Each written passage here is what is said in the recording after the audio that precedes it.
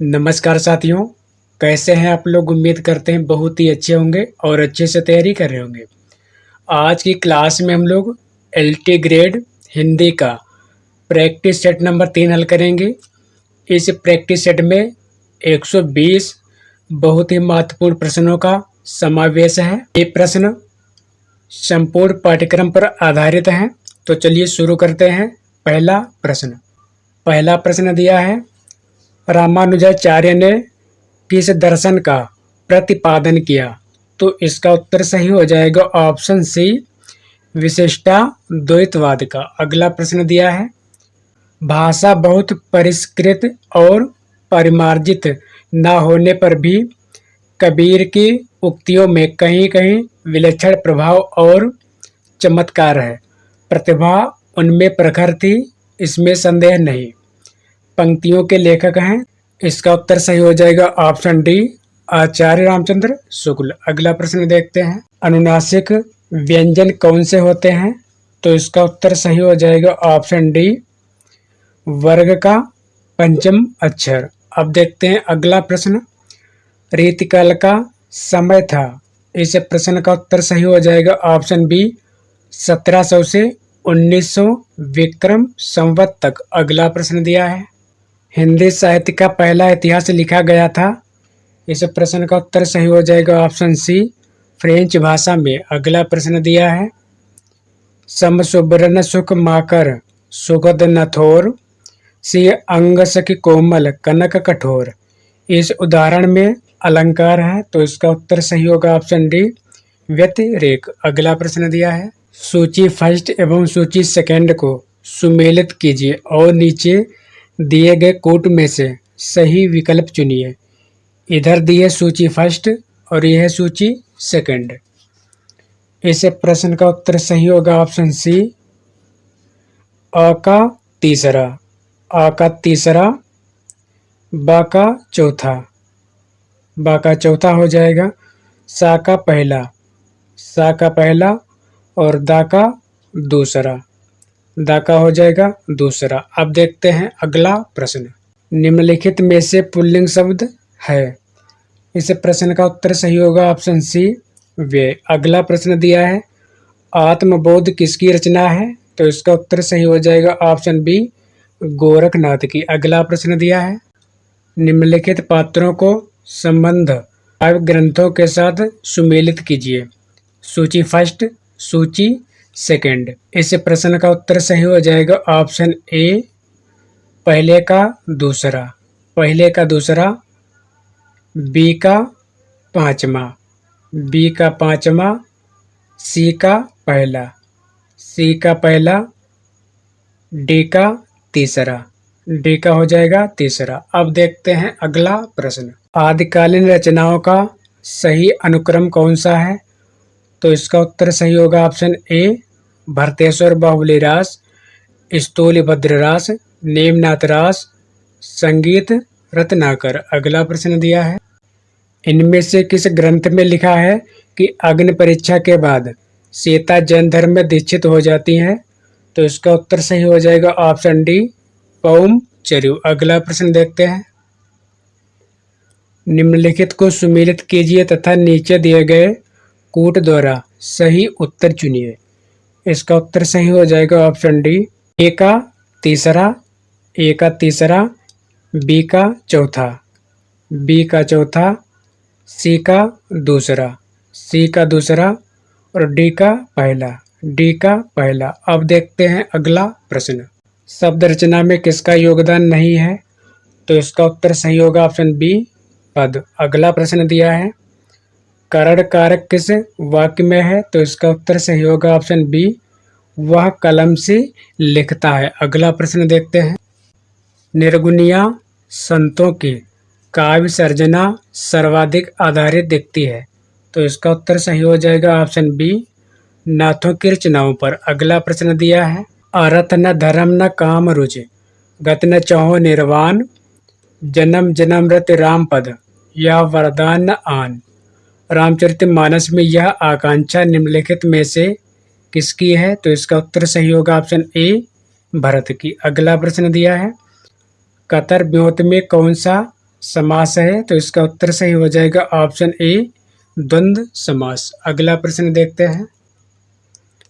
सूची फर्स्ट को सूची सेकंड से सुमेलित कीजिए तथा नीचे दिए गए कूट की सहायता से सही उत्तर चुनिए। तो इसका उत्तर सही होगा ऑप्शन बी ए का चौथा, ए का चौथा, बी का तीसरा, बी का तीसरा, सी का दूसरा, सी का दूसरा और डी का पहला, डी का पहला। अब देखते हैं अगला प्रश्न। नीलगाय में कौन सा समास है? तो इसका उत्तर सही हो जाएगा ऑप्शन सी कर्मधारय समास। अब देखते हैं अगला प्रश्न। निम्नलिखित रचनाकारों को उनकी रचनाओं के साथ सुमेलित कीजिए। सूची फर्स्ट, सूची सेकंड। इस प्रश्न का उत्तर सही हो जाएगा ऑप्शन डी ए का पांचवा, ए का पांचवा, बी का चौथा, बी का चौथा, सी का दूसरा, सी का दूसरा, डी का पहला। अब देखते हैं अगला प्रश्न। रचना काल की दृष्टि से निम्नलिखित रचनाओं का सही अनुक्रम है।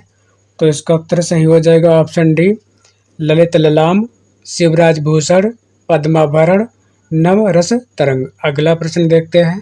देहधारी शब्द पर्यायवाची है। इसका उत्तर सही हो जाएगा ऑप्शन बी जीव का। अगला प्रश्न दिया है। निम्नलिखित में से एक मैथिली शरण गुप्त की काव्य रचना नहीं है। तो इसका उत्तर सही हो जाएगा ऑप्शन डी कृषक क्रंदन। अगला प्रश्न दिया है।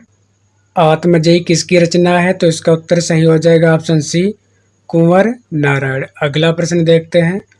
ठंडल लोहा कविता संग्रह के रचनाकार हैं।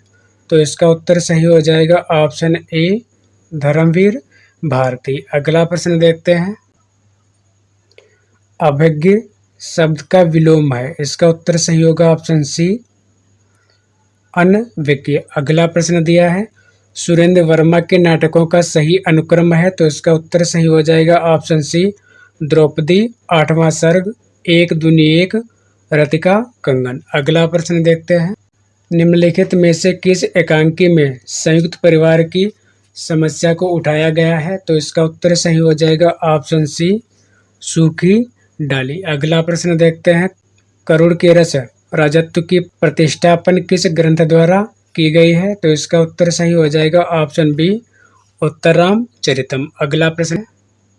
निम्नलिखित निबंध संग्रहों को उनके लेखकों के साथ सुमेलित कीजिए। सूची फर्स्ट, सूची सेकंड। इसका उत्तर सही हो जाएगा ऑप्शन बी यानी ए का तीसरा, ए का तीसरा, बी का चौथा, बी का चौथा, सी का पहला, सी का पहला और डी का हो जाएगा दूसरा, डी का दूसरा। अब देखते हैं अगला प्रश्न। धर्म की रसात्मक अनुभूति का नाम भक्ति है। उपर्युक्त कथन आचार्य रामचंद्र शुक्ल के किस निबंध का अंश है? तो इसका उत्तर सही हो जाएगा ऑप्शन बी मानस की धर्म भूमि। अगला प्रश्न दिया है। अतीन्द्रिय शब्द का आशय है। तो इसका उत्तर सही होगा ऑप्शन ए इंद्रियों की पहुंच से बाहर। अगला प्रश्न दिया है। प्रकाशन वर्ष के अनुसार उषा प्रेमवदा के उपन्यासों का सही अनुक्रम है। तो इसका उत्तर सही हो जाएगा ऑप्शन सी 55, खंभे लाल दीवारें, रुकोगी नहीं राधिका, शेष यात्रा, अंतरवर्षी। अगला प्रश्न देखते हैं। दामुल का कैदी के लेखक कौन है? तो इसका उत्तर सही हो जाएगा ऑप्शन सी प्रेमचंद। अगला प्रश्न दिया है। चैन की बंसी बजाना का अर्थ है। इसका उत्तर सही हो जाएगा ऑप्शन बी मौज करना। अगला प्रश्न दिया है। आवारा मसीहा किसकी रचना है? तो इसका उत्तर सही होगा ऑप्शन ए विष्णु प्रभाकर। अगला प्रश्न दिया है। यशपाल की आत्मकथा है। तो इसका उत्तर सही होगा ऑप्शन बी सिंहावलोकन। अगला प्रश्न देखते हैं। आंख की किरकिरी होने का अर्थ है। तो इसका उत्तर सही होगा ऑप्शन ए अप्रिय लगना। अब देखते हैं अगला प्रश्न। इन रचनाओं को उनके लेखकों के साथ सुमेलित कीजिए। इस प्रश्न का उत्तर सही हो जाएगा ऑप्शन डी ए का तीसरा, ए का तीसरा, बी का पहला, बी का पहला, सी का पांचवा, सी का पांचवा डी का दूसरा। अब देखते हैं अगला प्रश्न। यात्री मित्र यात्रा वृत्तांत के लेखक हैं, तो इसका उत्तर सही हो जाएगा ऑप्शन सी सत्यदेव परिव्राजक। अगला प्रश्न दिया है कुवलया नंद के रचयिता हैं, तो इसका उत्तर सही हो जाएगा ऑप्शन डी अप्पय दीक्षित। अगला प्रश्न देखते हैं इत्यादि का सही संधि विच्छेद है, तो इसका उत्तर सही हो जाएगा ऑप्शन डी इति प्लस आदि। अगला प्रश्न देखते हैं निम्नलिखित ग्रंथ और ग्रंथकारों को सुमेलित कीजिए। इसका उत्तर सही हो जाएगा ऑप्शन ए का पांचवा, बी का तीसरा, सी का पहला, डी का चौथा। अब देखते हैं अगला प्रश्न। शब्द में जहाँ मूल अर्थ नहीं बल्कि उसका व्यंग्यार्थ अभिप्रेत होता है, वहाँ कौन सी शब्द शक्ति होती है? तो इसका उत्तर सही हो जाएगा ऑप्शन सी व्यंजना शक्ति। अगला प्रश्न दिया है विपथु कैसा अनुभाव। इसका उत्तर सही हो जाएगा ऑप्शन सी सात्विक। अगला प्रश्न दिया है आधा पात बबूल का तामे तनिक पिसान लालाजी करने लगे छठे समासे दान। पर एक दोहे में कौन सा रस है? तो इसका उत्तर सही हो जाएगा ऑप्शन डी हास्य रस। अगला प्रश्न दिया है भरत मुनि के रस सूत्र की भुक्तिवाद के आधार पर व्याख्या करने वाले आचार्य हैं, तो इसका उत्तर सही हो जाएगा ऑप्शन बी भट्ट नायक। अगला प्रश्न दिया है वक्रोक्त जीवितम के रचयिता हैं, इसका उत्तर सही हो जाएगा ऑप्शन बी कुंतक। अगला प्रश्न दिया है भारतीय साहित्य शास्त्र में रस निष्पत्ति सिद्धांत निम्नलिखित साहित्याचार्य की स्थापना है, तो इसका उत्तर सही हो जाएगा ऑप्शन बी आचार्य भरत। अगला प्रश्न दिया है निम्नलिखित में से कौन सा छंद दोहा का विपरीत छंद है? तो इसका उत्तर सही हो जाएगा ऑप्शन डी इनमें से कोई नहीं। अब देखते हैं अगला। अवध शिला का उर पर था गरुभार, तिल तिल काट रही थी दृगजल धार।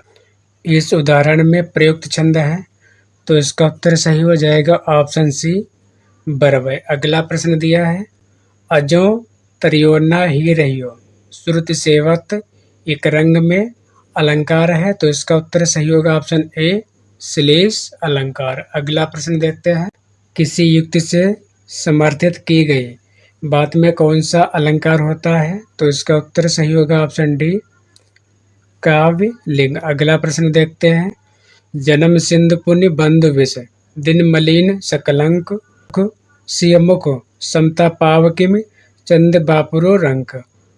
पंक्तियों में कौन सा अलंकार है? तो इसका उत्तर सही होगा ऑप्शन डी व्यतिरेक। अगला प्रश्न देखते हैं अधिकांश साहित्य इतिहासकारों के अनुसार हिंदी के प्रथम कवि हैं, तो इसका उत्तर सही होगा ऑप्शन सी सरापाद। अगला प्रश्न देखते हैं निम्नलिखित पंक्तियों को उनके छंदों के साथ सुमेलित कीजिए। सूची फर्स्ट, सूची सेकंड। तो इस प्रश्न का उत्तर सही हो जाएगा ऑप्शन डी प्रश्न। अगला प्रश्न दिया है वाक्यम रसात्मकम काव्य किसका सूत्र है? इसका उत्तर सही होगा ऑप्शन डी विश्वनाथ। अगला प्रश्न दिया है इनमें से सही अनुक्रम कौन सा है? तो इसका उत्तर सही होगा ऑप्शन ए काव्यानुशासन साहित्य दर्पण रसमंजरी रस गंगाधर। अब देखते हैं अगला प्रश्न। आचार्य शंकु के द्वारा रस निष्पत्ति की व्याख्या का स्वरूप है, इसका उत्तर सही होगा ऑप्शन बी अनुमितिवादी। नाटक को पंचम वेद किसने कहा? तो इसका उत्तर सही हो जाएगा ऑप्शन सी भरत मुनि ने। अगला प्रश्न दिया है किस विद्वान ने देवनागरी लिपि के स्थान पर रोमन लिपि स्वीकार करने का सुझाव दिया था? तो इसका उत्तर सही हो जाएगा ऑप्शन ए सुनीत कुमार चटर्जी। अगला प्रश्न दिया है हिंदी भाषा की उत्पत्ति हुई है, तो इसका उत्तर सही हो जाएगा ऑप्शन सी सौरसेनी अपभ्रंश से। अगला प्रश्न दिया है निम्नलिखित में से किस बोली में ने का प्रयोग नहीं होता है? तो इसका उत्तर सही हो जाएगा ऑप्शन डी अवधि में। अगला प्रश्न दिया है दृश्य श्रव्य काव्य से क्या अभिप्राय है? तो इसका उत्तर सही होगा ऑप्शन सी देखने के साथ साथ जिसे सुन भी सकें जैसे चलचित्र वह दृश्य श्रव्य है। अब देखते हैं अगला प्रश्न।